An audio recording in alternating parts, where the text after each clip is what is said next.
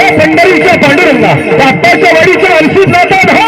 आणि अखेर या महाराष्ट्राच्या मातीमध्ये पशु पक्ष्यांचा किलबिल किलबिल आवाज सुरू झाला. सूर्यास्ताला गेला. सूर्यास्ताची अनेक किल्ले त्या अक्कलच्या भूमीमध्ये येत होती. दिवसामधून दिवस जाऊ लागले. पंढरपूरच्या पांडुरंगाचा साजरा जणू माझ्या सद्गुरूनं त्या ठिकाणी आईच्या रुद्रामध्ये जन्म घ्यायचा की काय हा विचार मनामध्ये रुजू झाला होता. 9 दिवसाचा कालखंड गेला होता.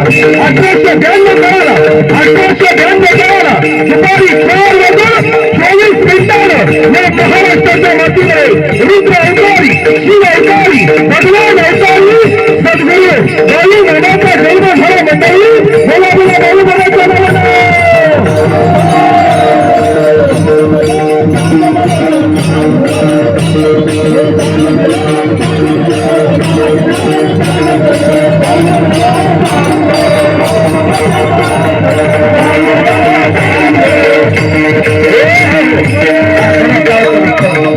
कमी वाजवा म्हणजे थोडं त्याला समजलं पाहिजे.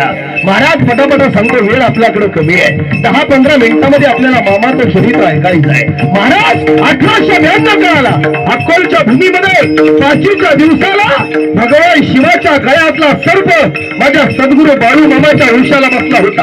ऐका ऐका ऐका माझ्या मामाची ताकद किती मोठी होती. अरे साधूच्या वेशामध्ये भगवान श्रीकृष्णाच्या जन्माला भगवान शिवजी आले होते. माझ्या बाळू मामाच्या भेटीला सुद्धा भगवान शिवजी आले होते. काही लोक म्हणले महाराज मामाची सत्ता म्हणजे नेमकी काय.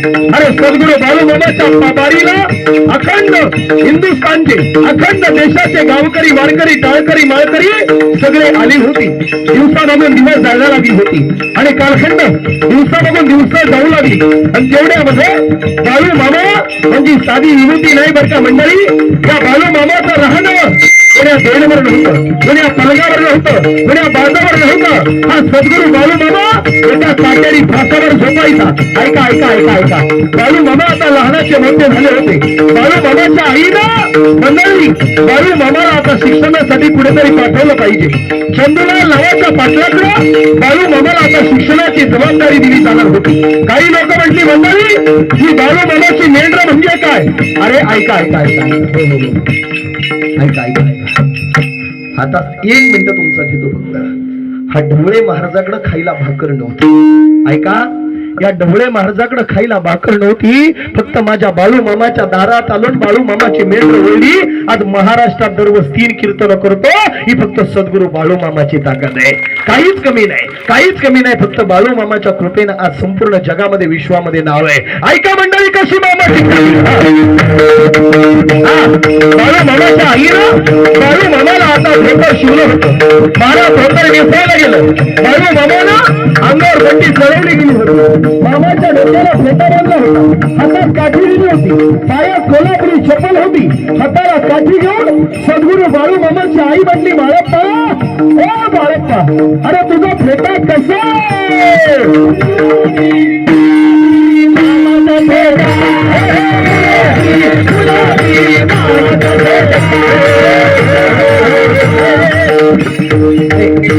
असं काय जमणार नाही. मामाच्या दारात आलं सद्गुरू म्हणजे आपला देव.